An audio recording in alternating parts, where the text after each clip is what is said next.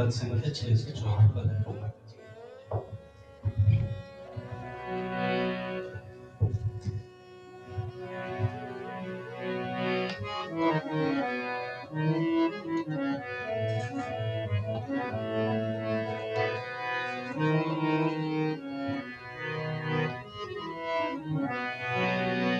तुम अनंत सौंदर्य सुधामय, तुम में सब माधुर्य अनंत। तुम अनंत सौंदर्य सुधामय, तुम में सब माधुर्य अनंत। तुम अनंत ऐश्वर्य महोदय, तुम में सब शुचि शौर्य अनंत। तुम अनंत ऐश्वर्य, तुम में सब शुचि शौर्य अनंत। सकल दिव्य सद्गुण सागर तुम, लहराते सब और अनंत। सकल दिव्य सद्गुण सागर तुम, लहराते सब और अनंत।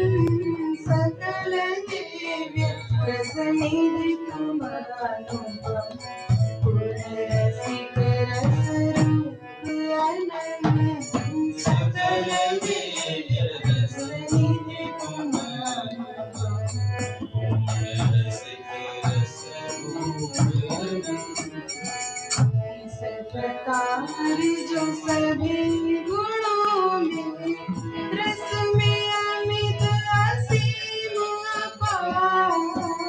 इस प्रकार जो सभी गुणों में, रस में अमित असीम अपार। नहीं किसी गुण रस की उसे अपेक्षा कुछ भी किसी प्रकार। नहीं किसी गुण रस की उसे अपेक्षा कुछ भी किसी प्रकार। फिर मैं तो गुण रहित सर्वथा, कुत्सित गति सब भांति गवाऊं।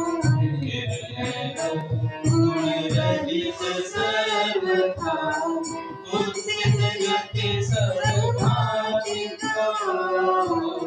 सुंदरता मधुरता रहित कर्कश अति दोषाकार। सुंदरता मधुरता रहित कर्कश अति दोषाकार। नहीं वस्तु कुछ भी ऐसी जिससे तुमको मैं दूर सदा।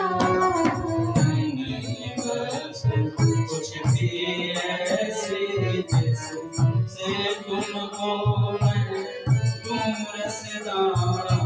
जिससे तुम्हें रिझाऊं, जिससे करूं तुम्हारा पूजना। जिससे तुम्हें रिझाऊं, जिससे करूं तुम्हारा पूजना। एक वस्तु मुझ में अनन्य आत्यंतिक है, विरहित उपमा। एक वस्तु मुझ में अनन्य आत्यंतिक है, विरहित उपमा। मुझे सदा प्रिय करते हो कुछ किंतु अत्यंत महा। मुझे सदा लगते हो कुछ किंतु अत्यंत महा। रिझ गए तुम इसी एक पल, किया मुझे तुमने स्वीकार। रिझ गए तुम इसी एक दिया मुझे तुमने स्वीकार, दिया स्वयं आकर किया कुछ भी सोच विचार, दिया स्वयं आकर दिया न कुछ भी सोच विचार, रचता भगवता सब सत्ता का सारा अधिकार, उचिता भगवता सत्ता का सारा अधिकार, मुझ नगण्य से मिले कुछ स्वयं छोड़ संकोच संभार, मुझे नगण्य से मिले कुछ स्वयं छोड़ संकोच संभार,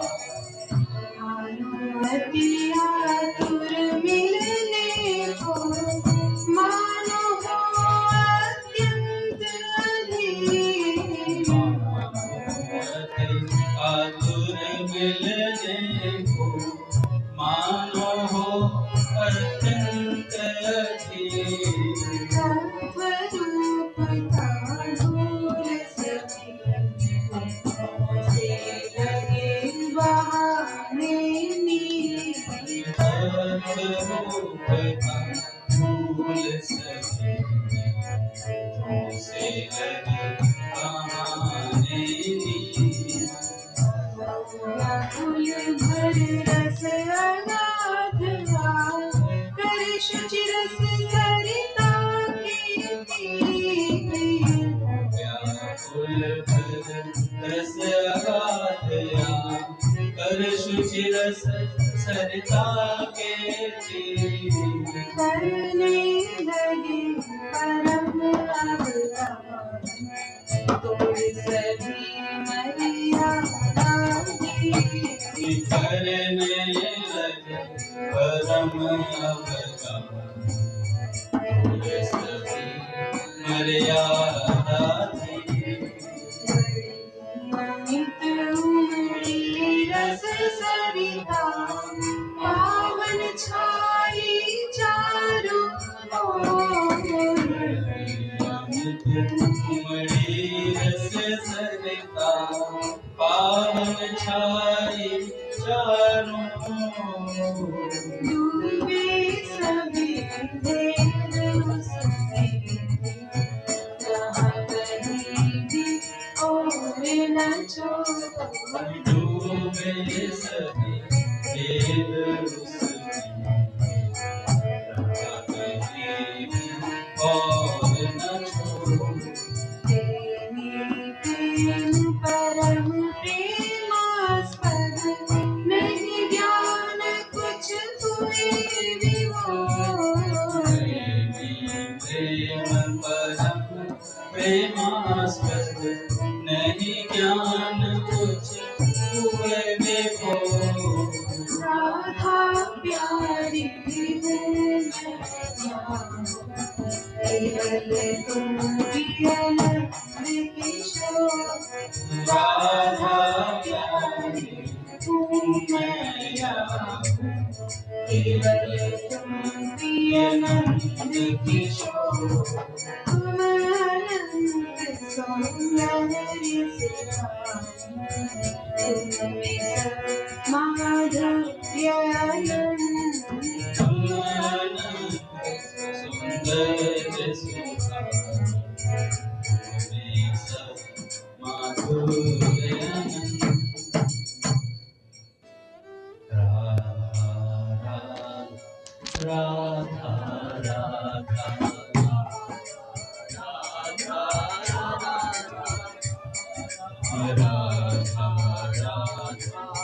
राधा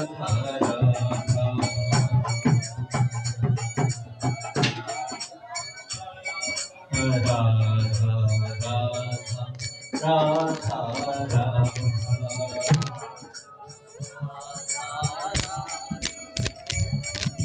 राधा राधा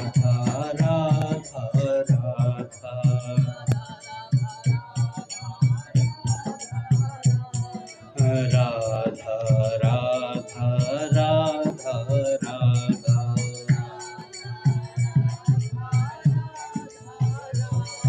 राधा राधा राधा राधा राधा राधा राधा राधा राधा।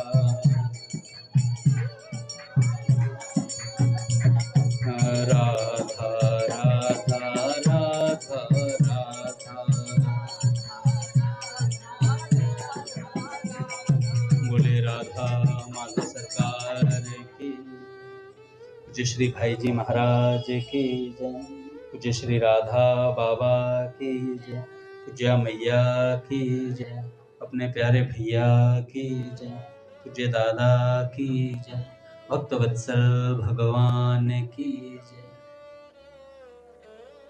हरि बोल। बड़े सौभाग्य का क्षण है कि आज भी हमें सत्संग और कीर्तन का परम लाभ प्राप्त हो रहा है।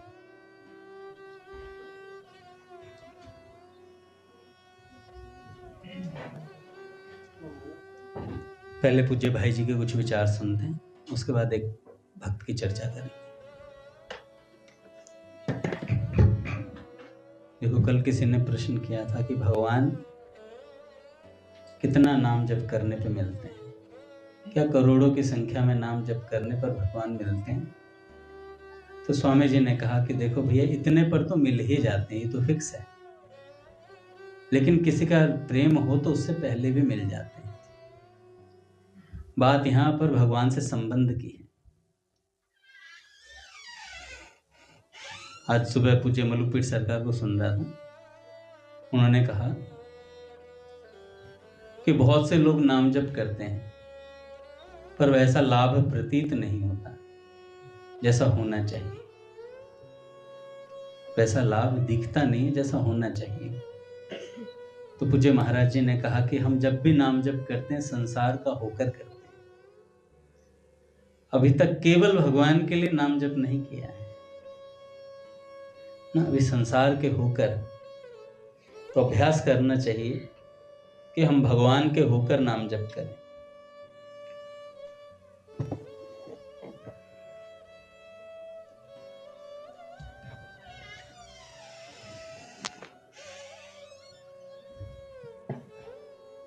तो भगवान का होकर के नाम जप करें। कह रहे हों कैसे हैं ही हम तो पहले से, स्वीकृति देनी है। पहले अभ्यास डालें, हे नाथ मैं आपका हूं, वाचक बोलने पहले, फिर धीरे धीरे धीरे धीरे जब वाचक हृदय में उतरता जाएगा, धीरे धीरे अभ्यास पड़ जाएगा, फिर आ जाएगा हे नाथ मैं आपका हूं और आपका होकर भजन कर रहा हूं। भाई जी कहते हैं हो ही राम को तुलसी तज कुसुमाच। तो हमें भगवान का होकर के नाम जप करना है। भाई जी कहते हैं आलस्य और तर्क ये नाम जप में बड़े बाधक हैं। प्रायः आलस्य के कारण ही हम कह बैठते हैं, नाम जप होता नहीं। अभ्यास बना लो, नाम लेने की आदत डालो, क्योंकि नाम ले तो भव सिंधु सुखाई। इस पर श्रद्धा करो और इस विश्वास को दृढ़ करो। कंजूस के धन की भांति नाम को संभालो। महादेवा, एक छोटा सा उदाहरण है, आज दिमाग में आया तो मैंने कहते हैं, कहा कोई बाल सेट करवा लेता अपने, मान लो कोई नाई पे गया और नाई से बाल सेट करवा, तो कई दिन तक वो लगातार हाथ मारता रहता उसमें, है कि नाई ने बोला ऐसे ऐसे करते रहना तो ये इधर ही सेट हो जाएंगे, और इतना ध्यान रखता है उस चीज का। अब जैसे मूंछ रखी किसी ने और उसे उसकी चोंच बनाने की, चोंच बनाते हैं ना ऐसे इधर से, तो आप देखो वो पूरे दिन अभ्यास करता उस चोंच को बनाने का, बार बार हाथ उसका घूम फिर के ऐसे ऐसे करता रहेगा, पूरे दिन ऐसे ऐसे घुमाता रहेगा, उसकी गुंडी सी बनाता रहेगा, वो पैनी हो जाए किसी तरीके से। तो मैंने कहा देखो, अगर सजने धजने के लिए कितना अभ्यास करा जाता है और उस अभ्यास को याद भी रखा जाता है कि इतनी देर में ये करना है, इतनी देर में ये करना है। और यही भगवान की प्राप्ति के लिए संतों ने कहा हर 5 मिनट पर श्री राधा श्री कृष्ण को याद कर लेना है। नहीं होता वो हम भूल जाते हैं, क्योंकि उसकी हमें आवश्यकता महसूस नहीं होती, उसकी आवश्यकता महसूस नहीं होती। तो अभ्यास कितनी बड़ी वस्तु है कि अभ्यास देते देते वो घुंडी बन जाती है। अब मूंछ का बिल्कुल यूं घुमा करके कहीं तो कान पे लपेट लेते हैं, है ना, मूंछ की गुंडी बना देते पूरी अच्छे से। और हर 5 मिनट में जाएगी, हाथ जाता है, देखो जाता है ना, बार बार इधर भी करेगा, फिर इधर करेगा, फिर इधर करेगा। ऐसे ही बालों का हिसाब किताब है, सेट करने तो बार बार यूं हाथ जाएगा पूरे तरीके से। और यूं कह दो कृष्ण नाम को हर 5 मिनट पे याद करना है, नहीं होगा, नहीं हो पाता है, क्योंकि आवश्यकता महसूस नहीं होती। संतों ने बोला है जिस दिन भगवान की आवश्यकता महसूस होगी उस दिन सब चीजें होने लग जाएंगी। हम कहते हैं हमसे खाए बिना रहा नहीं जाता, मेरे को बहुत अच्छा उदाहरण लगता है। देखो जब बड़े लोग कोई समर्थवान अगर भजन करने लग जाता है, मेरे को बहुत अच्छा, बहुत उम्दा किस्म का होता है। जैसे मैं कई बार पहलवान का एग्जाम्पल देता हूँ, पूज्य प्रेमानंद जी महाराज जी के, 1.5 रोटी दिन में खाता है वो बंदा, तो कई कई किलो खा जाता हो और उसे 1.5 रोटी पूरे दिन में मिलती हो, कैसे गुजारा, उसे कैसे पता चलेगा? 3 घंटे की नींद पूरे दिन में हैं, भिक्षा मांग करके, वो भी जिसके अकाउंट में करोड़ नहीं करोड़ों रुपए पड़े हो और वो भिक्षा मांग रहा हो। क्या उसके दिमाग में बैठी होगी, क्या बात लगी होगी सत्संग की कि जो पूरा जीवन न्यौछावर कर दिया। हम गाते ना, ये जीवन समर्पित चरणों में तुम्हारे, तुम ही मेरे सर्वस्व, तुम ही प्राण प्यारे। तो हम तो सिर्फ गाते हैं, कई लोग जो कर जाते हैं। भैया गाते हैं ना कभी कभार कि प्रभु जी आपका गुण गाने वाले और होते हैं, कितने सुर में गा देते हैं हम लोग आराम से, बड़ा मजा आता है, पर हो नहीं पाता ऐसा। और जो करने वाले हैं तो वो बोल नहीं पाते। जैसे हम तो बोलते हैं ऐसा करो, नाम जप करो, और जो करने वाले वो कर रहे हैं, जो करने वाले हैं वो कर रहे हैं अभिमान को त्याग कर, अहंकार को जूतियों के नीचे रौंद करके। किसी के यहां भिक्षा मांगना बहुत बड़ी बात है, पूरा अहंकार चकनाचूर करके मांगा जाता है। सर्दी में नंगे पांव घूमना ब्रज में, यहां तो पूरे कपड़े पहनकर उस दिन बैठा नहीं जा रहा था महाराज जी से मिलने, पूरा ढक रखा था, पूरा अच्छा पैक से एकदम, और आग के पास और बैठ गए थे सेकने के लिए। तो आवश्यकता के ऊपर बात है यार, ये सत्संग ही आवश्यकता पैदा करेगा। सुन सुन करके, संतों का चरित्र सुन सुन करके ये आवश्यकता पैदा होगी हृदय के अंदर कि भगवान चाहिए। और भगवान, हमारी चाहना में भगवान नहीं आ पा रहे, बताओ काका। चाहने मात्र से एक ही वस्तु मिल सकती है संसार में, वो है भगवान, और वही हमारी चाहना में नहीं आ पा रहे। हम अन्य अन्य वस्तुओं को चाह रहे हैं लगातार।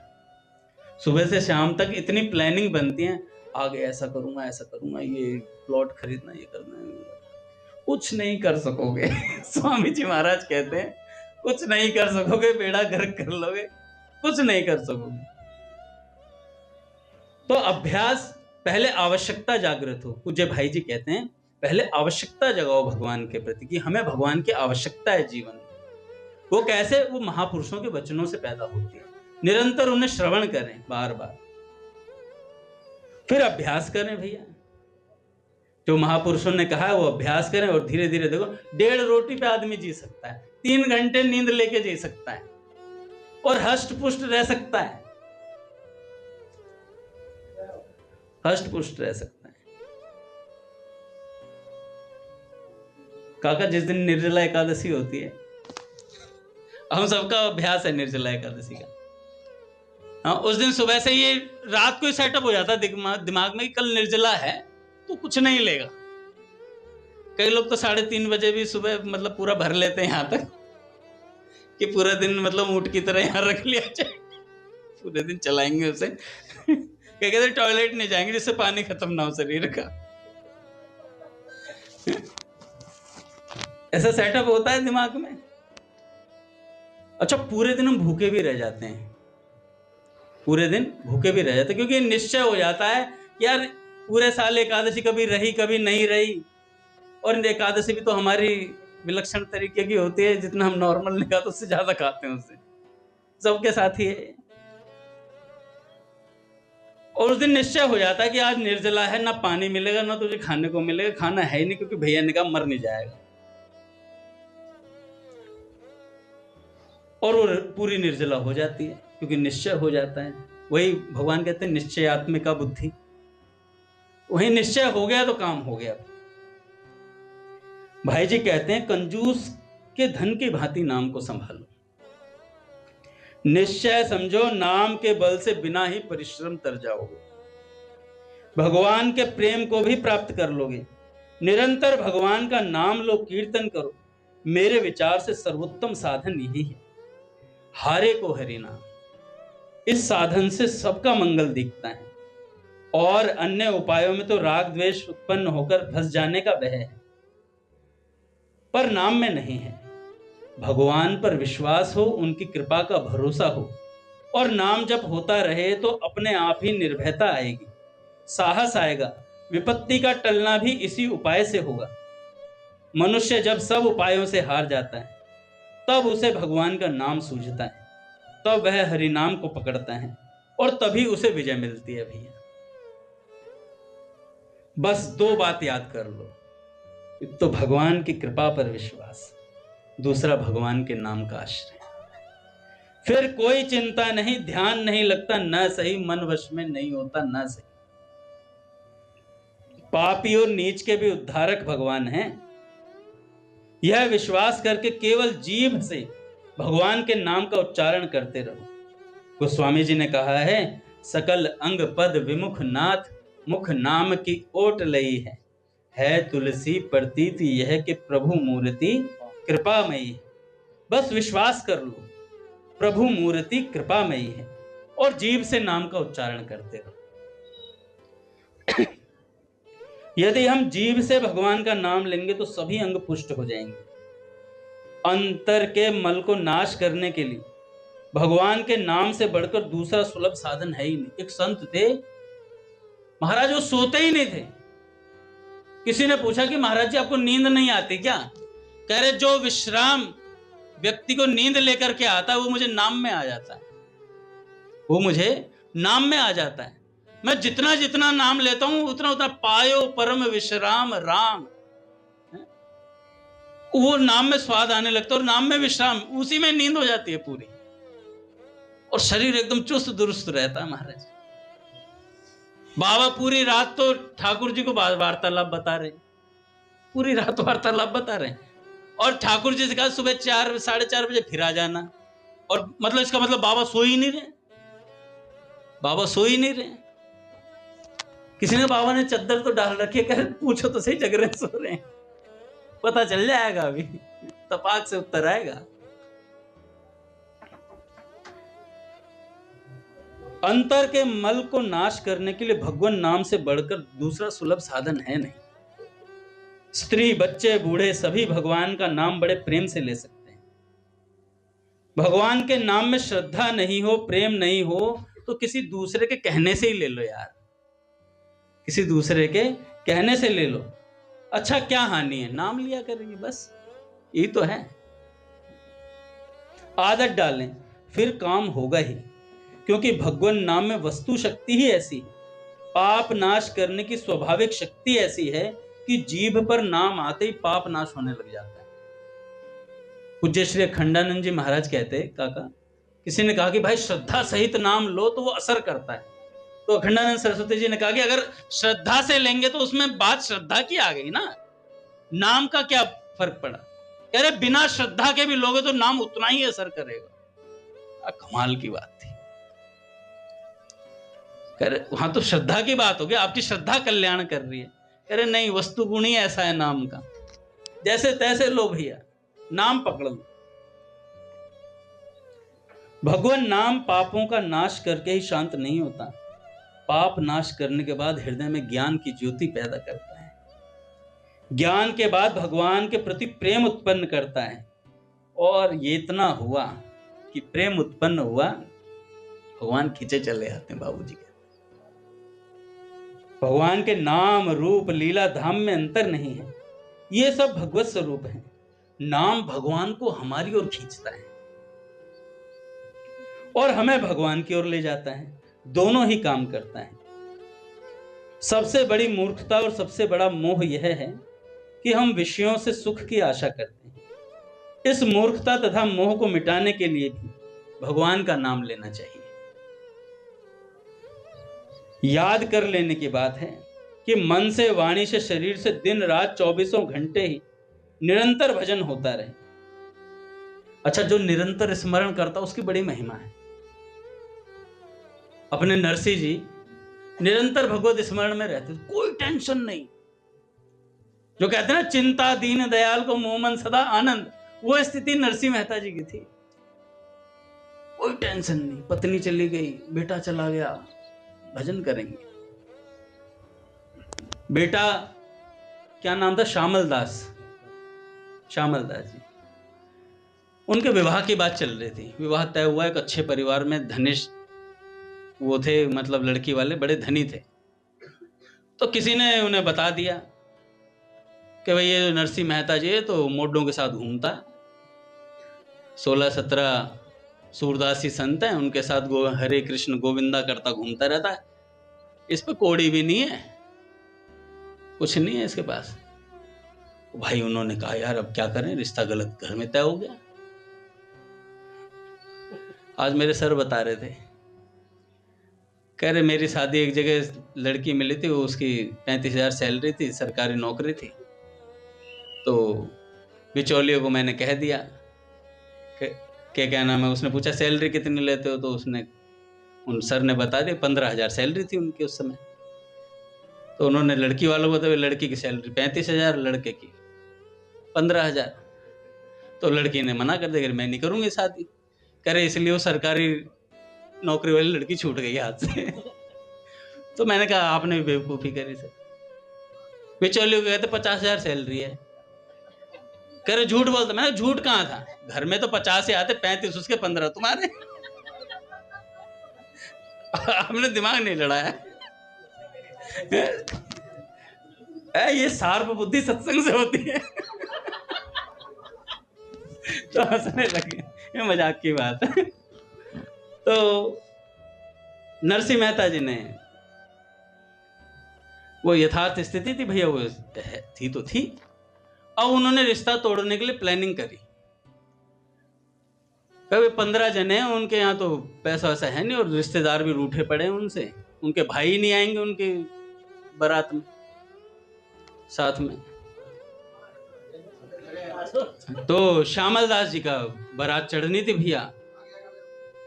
अब इतनी बात बोली तो उन्होंने चिट्ठी लिख के भेजी, लड़की के घर वालों ने, लड़की के पिता ने चिट्ठी लेके भेजी, बारात ऐसी होनी चाहिए, हमारी इज्जत के मुताबिक बारात आनी चाहिए, इतने लोग आने चाहिए उसमें। और चिट्ठी में ऊपर लिखा हुआ था श्री कृष्ण शरणम मम। अब जब ऊपर चिट्ठी लिखी हुई थी, नरसिंह जी के पास पहुंची तो उन्होंने पहली लाइन पढ़ी, श्री कृष्ण शरण। करे तो श्री कृष्ण के नाम है चिट्ठी, मैं क्यों पढ़ूं? जिसकी चिट्ठी वो पढ़ेगा, ठाकुर जी के सामने पतरा दियो, पढ़ो श्री कृष्ण शरणम मम। भाई ठाकुर जी के पास पहुंची, जैसे अर्जुन सो रहा था, भीष्म पितामह जी ने कहा 5 बाण निकाल ले, अब तो पांडव कल खत्म है। बात फैल गई, भगवान रात को जग रहे हैं, वो हीटर चला के अपना आराम से सो रहे हैं अर्जुन जी।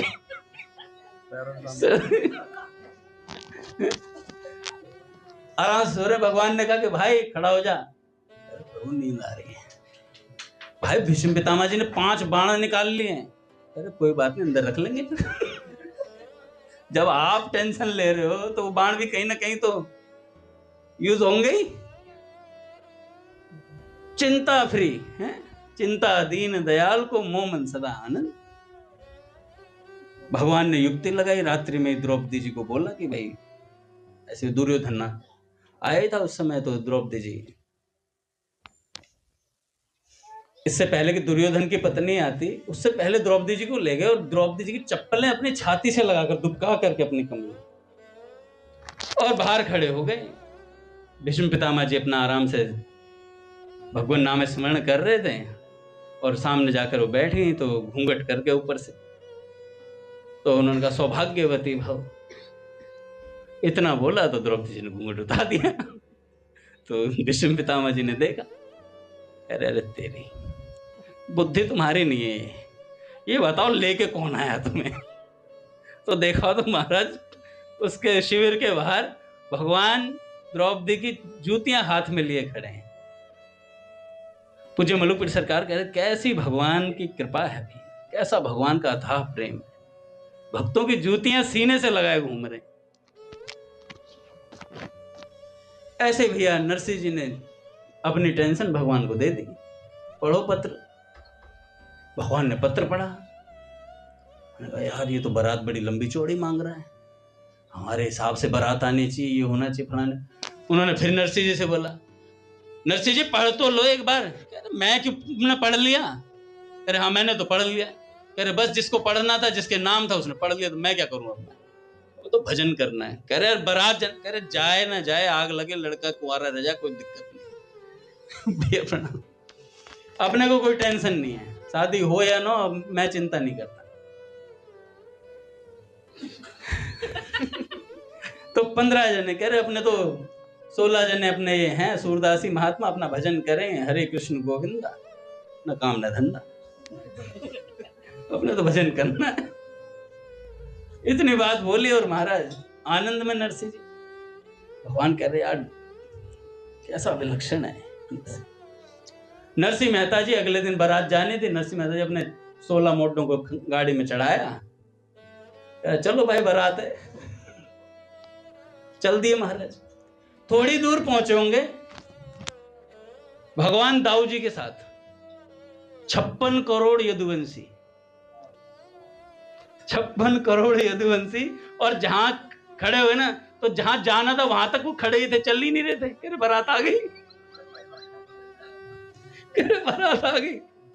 ओ भाई वो जो पुरोहित था, बिचौलिया था, और लड़की का पिता था, वो छत पे खड़ा था।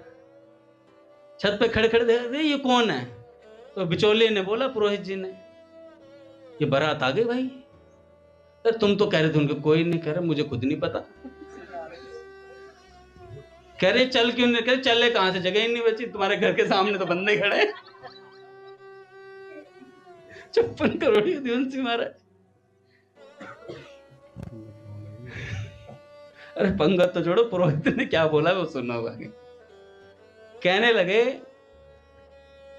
तेरा पूरा खानदान बिक जाएगा तो घोड़ों की घास भी नहीं खरीद सकता तू, इतने तो घोड़े हैं। और पंगत में बैठ गए, छोड़ पंगत में तो भाग बैठे, घोड़ों की घास ला पहले। इतनी बड़ी बारात महाराज।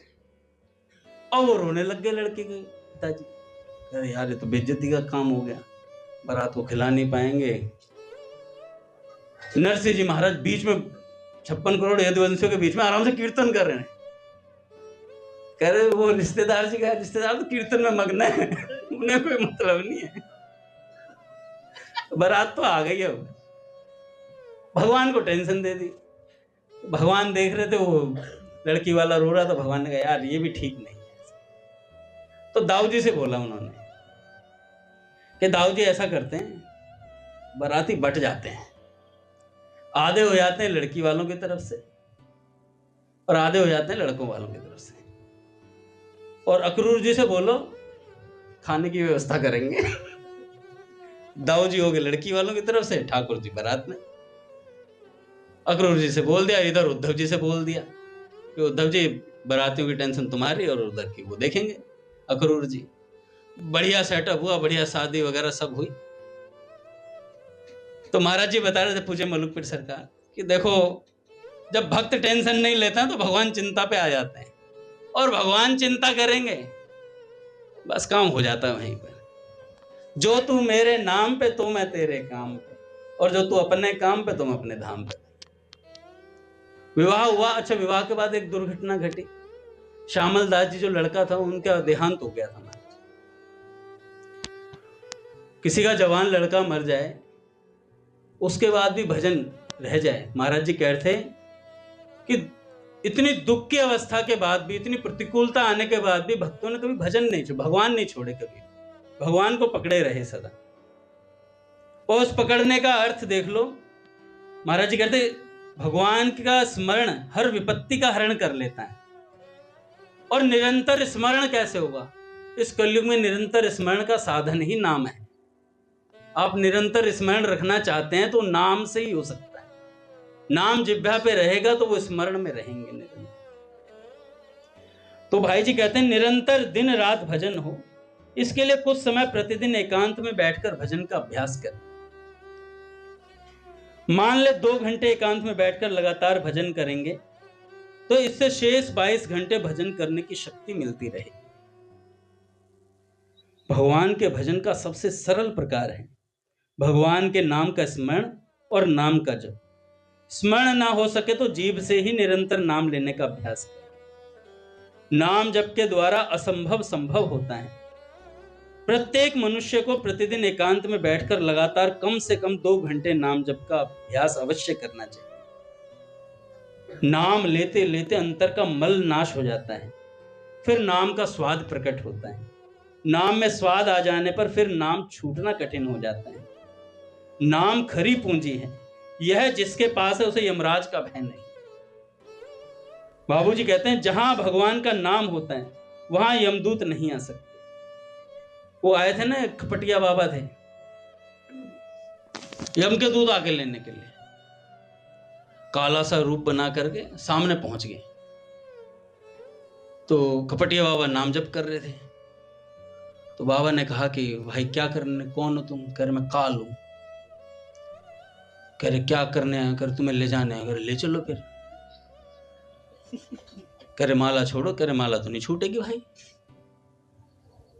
कह रहे नजर क्यों नहीं मिला रहे हो? कह रहे बाबा नाम जापक से मैं भी नजर नहीं मिला सकता। कह रहे फिर छू मुझे ले चल मुझे। लेके नहीं जा पाया महाराज, इतनी हिम्मत नहीं थी उसकी, छू दे। ऐसा नाम जप का प्रभाव था। तो सर्वोत्तम काम है दिन रात भजन करना। कल मैं सुना रहा था अवध दास बाबा जी का चरित्र, उस पर आते हैं। हमने एक कथा सुनी है काका रामदास भक्त की।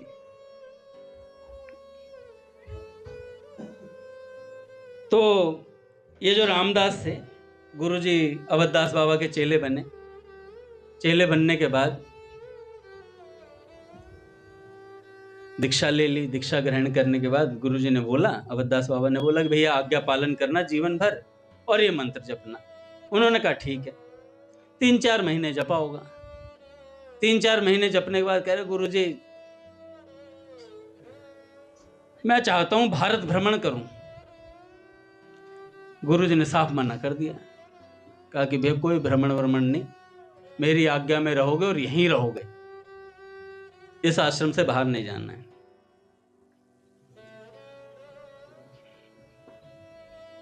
चेला थोड़ा शास्त्र ज्यादा पढ़ लिए थे, नाम कुछ ज्यादा कर लिया था। कहने लगे, पट खुलेंगे ठाकुर जी आप भी सुन लो। श्री राम जय जय राम।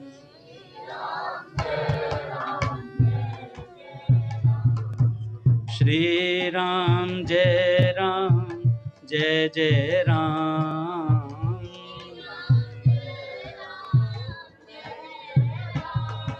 श्री राम जय राम।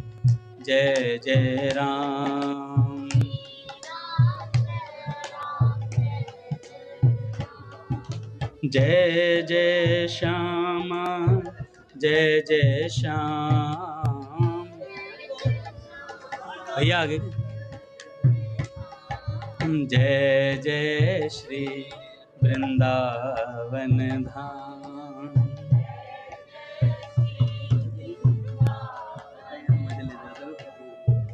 बोले राधा माधव सरकार की जय। अच्छा, चेले ने क्या बोला गुरुजी से? महादेवा, गुरुजी ने बोला कि भाई कहीं नहीं जाएगा। 3 दिन से कह रहा था मैं बाहर जाना है, तीर्थ भ्रमण करना है, भारत का भ्रमण करूंगा तभी तो थोड़ा जानूंगा भारत के बारे में। कह रहे तू भजन कर, नाम दीक्षा दिए तुझे, आज्ञा पालन में रहेगा, भजन करेगा, कल्याण हो जाएगा। कह रहे गुरुजी 3 महीने से आज्ञा पालन ही तो कर रहा हूं, और कितना आज्ञा पालन करूं? ऐसी बात बोल दी और कहा कि अब आज्ञा दो या मत दो जाने की। चेले का बैग पैक है, चेला तो जाएगा अब। 4 धाम करूंगा पहले। और महाराज वो चला गया काका, बोरिया बिस्तर बांधा उसने, निकल गया। निकला तो थोड़े दिन बाद गुरुजी के पास, हमने कथा सुनी है, अभी याद आ जाएगी आप सबको। कुछ दिन बाद उनके आश्रम में एक बंदर आया। एक बंदर आया, ये अवधदास बाबा जी के चरित्र में, ब्रज के भक्त में। वो बंदर आया और महाराज जी कथा कह रहे थे, आकर चरणों में लिपट गया। देखो, जो पुस्तक में वर्णन होता है ना, उसको जब पढ़ते हैं तो बड़ा विचित्र अनुभूति होती है उसे पढ़ने में, क्योंकि कुछ वाक्य ऐसे होते हैं जो हृदय स्पर्शी होते हैं।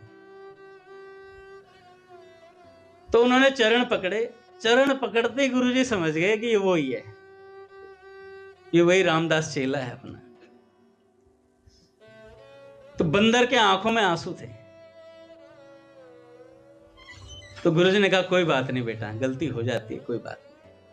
अब यहीं रहना, संतों की शीत प्रसादी पाना, कथा सुनना, कल्याण हो जाएगा तेरा।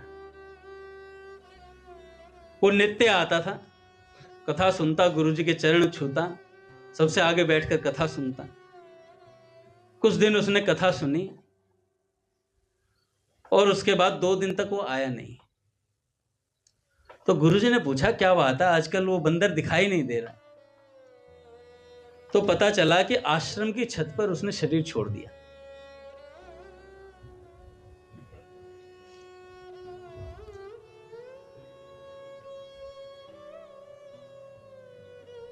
बाबा ने क्या करा, विधिवत संस्कार करवाया उसका और यमुना तट पर विसर्जन किया उसके शरीर का, और उसके भंडारे की भी व्यवस्था करवाई। अवधदास बाबा जी ने उसके भंडारे की भी व्यवस्था करवाई। तो ऐसे भैया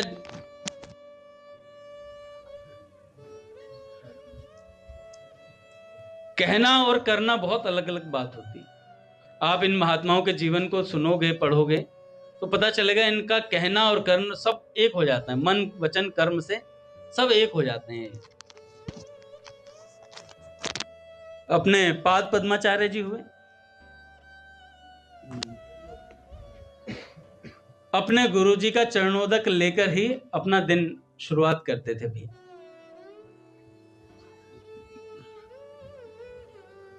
एक दिन गुरुजी ने कहा भाई मुझे 2 साल के लिए कहीं जाना है भ्रमण पे। तो उन्होंने भी बैग पैक कर लिया भाई अपना। तो एक शिष्य ने बोला कि गुरुजी वो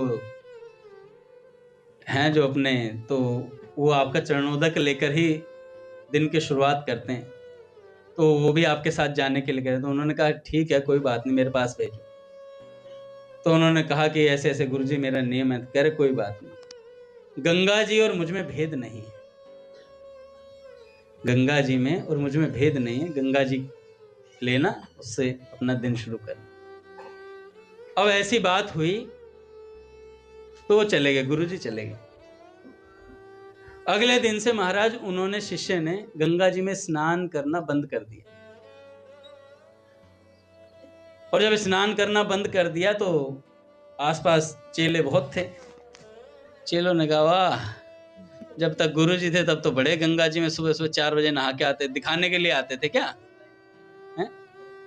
और गुरुजी के सामने तो बड़ी हवा बनाते थे। आने दो गुरुजी को, गुरुजी को आने दो।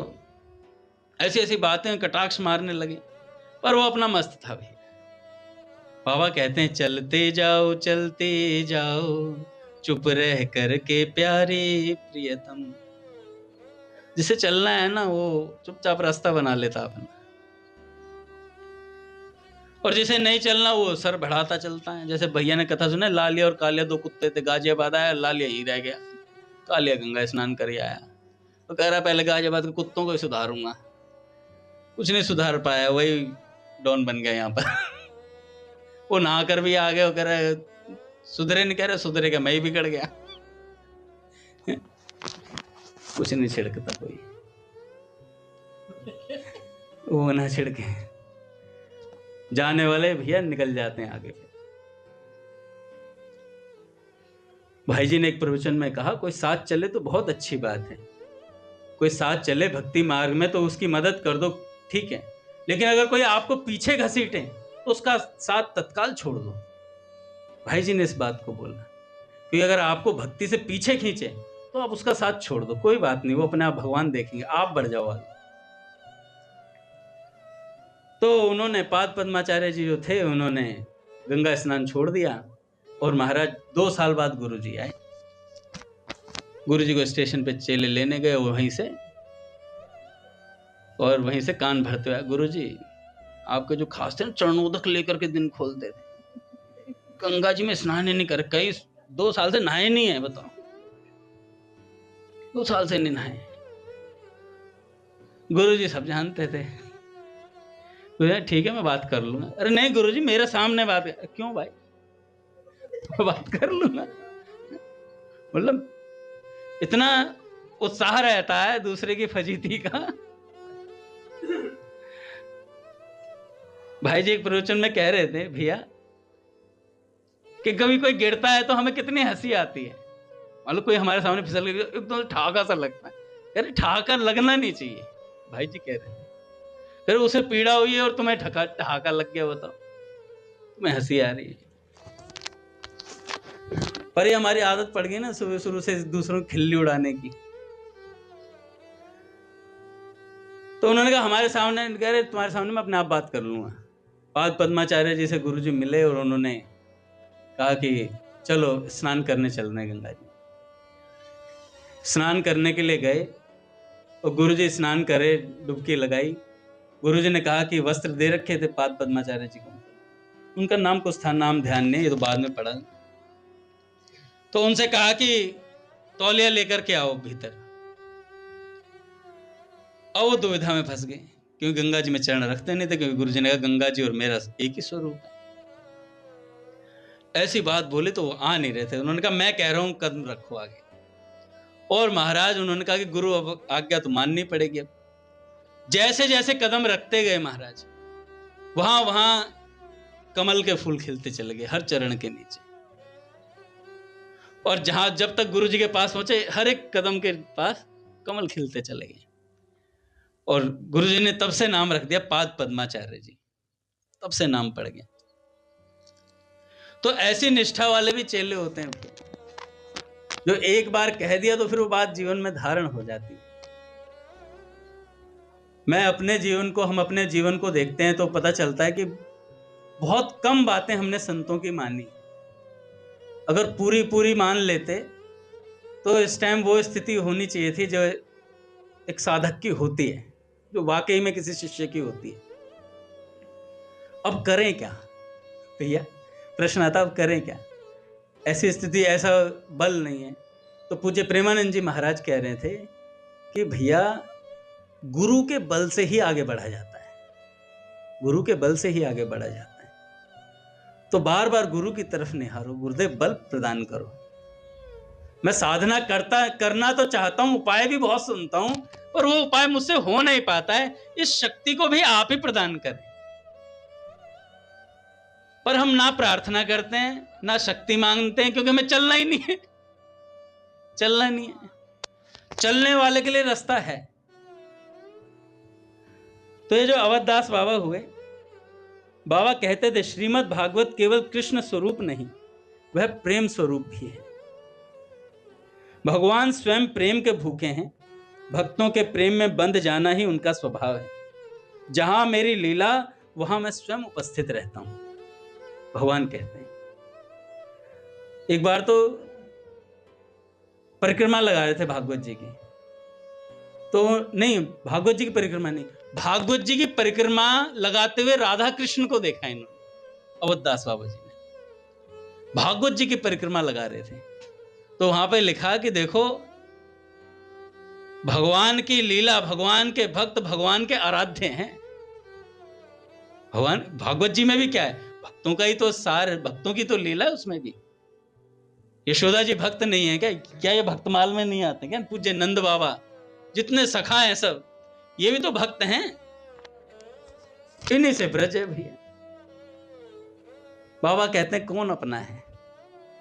श्री राधा अपनी है, श्री कृष्ण अपने हैं, गोपी जन अपने हैं, ये ब्रज अपना है, ये सखा अपने, इनके अलावा कोई अपना है नहीं। तो क्यों ना फिर जो अपने हैं उनका ही चिंतन किया जाए। नारायण दादा ने कहा कि अगर इधर की तरफ देखोगे तो कभी नहीं पहुंच पाओगे, जहां जाना उधर देखो। हमें जहां पहुंचना है वहां की चर्चा करो, उधर देखो, उधर का चिंतन करो। तो जो अपने अवधदास बाबा थे, 1967 विक्रम संवत, शरीर इतना दुर्बल कि स्वयं उठ बैठ नहीं सकते थे। फाल्गुन शुक्ल द्वितीया को शरीर थोड़ा सुन्न पड़ा उनका, तो शिष्यों ने देख लिया कि भाई अब प्राण जाने वाले, और प्राण जाने वाले तो शिष्यों ने कीर्तन शुरू कर दिया भैया।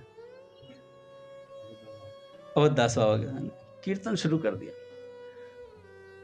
कीर्तन अपन लोग जो करते हैं ना, श्री कृष्ण चैतन्य प्रभु नित्यानंद, श्री अद्वैत गदाधर श्रीवास आदि गौर भक्त वृंद, तो ये कीर्तन शुरू किया।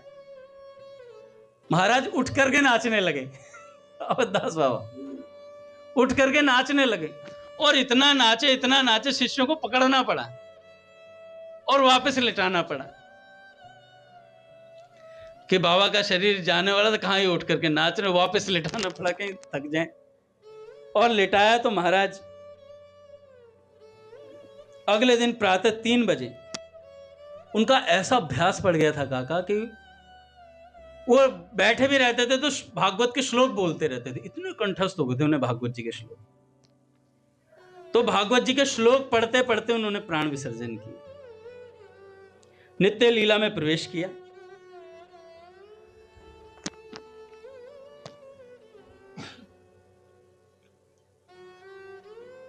तो हमें अभ्यास डालना पड़ेगा। बाबा को अभ्यास इतना हो गया था, ऐसे ही हमें नाम का अभ्यास डालना पड़ेगा, सत्संग का अभ्यास डालना पड़ेगा। बार बार हमें भगवान की स्मृति आए। मैंने शुरुआत इसी से करी थी, आवश्यकता है ना, आवश्यकता भगवान की होगी तो मूंछ की घुरमंडी डलेगी बार बार। सच बता रहा। ऐसे ही अगर हमें आवश्यकता भगवान की होगी तो नाम की घुरमुंडी चलेगी। स्वामी जी महाराज कहते हैं नाम को पकड़ लो भैया, नाम भगवान की चोटी है, नाम भगवान की शिखा है। और किसी की शिखा पकड़ लो, क्या इधर उधर जाता, कभी हिल नहीं सकता। कभी मेरी चोटी छोड़ो भैया पहले, कि कहां जाएगी पतंग तेरे हाथ में है डोर, बन नाचे नटने को वाली नंद को किशोर, बन नाचे नटने को वाली नंद को किशोर। आज पूज्य मलुकपेट सरकार कह रहे थे कि कभी सबसे सुंदर पक्षी देखना हो तो मोर बहुत सुंदर लगता है, सबसे सुंदर मोर लगता है। तो उसकी आवाज भी जो होती है ना, कई बार तो ऐसा लगता है जय हो कर रहा हो, जय हो जय हो जय हो। फिर लीलाएं देख करके प्रभु की, पूज्य मलुकपेट सरकार कह रहे ऐसे लग रहा था जैसे जय हो का घोष करता हो, उन्हें लीलाएं दिखती हैं ऐसे।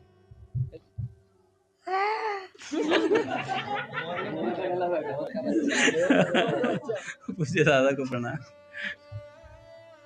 ब्रज के किशोर तो पे दारु तृण तो, ब्रज के किशोर तो पे दारु तृण तो, हो सुन मुरली की घोर मेरो चित भयो मोर, सुन मुरली की घोर मेरो चित भयो मोर, बन नाचे नटनी को वाली नंद को किशोर बन नाचे नटनी को वाली नंद को किशोर। ब्रज के किशोर को पे दारू न